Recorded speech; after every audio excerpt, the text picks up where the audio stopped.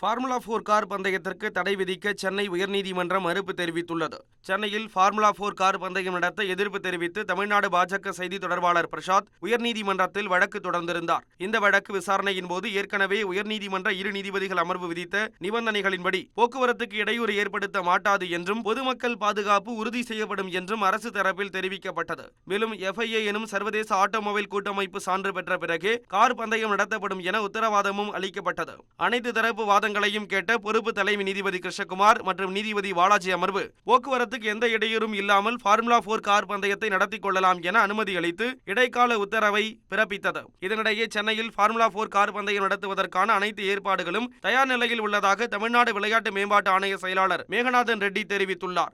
நீங்க ட்ராக் பாத்தீங்கன்னா ட்ராக்ல ஃபர்ஸ்ட் ஒரு கிராஷ் பேரியர்ஸ் இருக்கு. ஒவ்வொரு கிராஷ் பேரியர் வந்து specially made in abroad and brought அந்த இம்பாக்ட் எடுக்கிறதுக்கு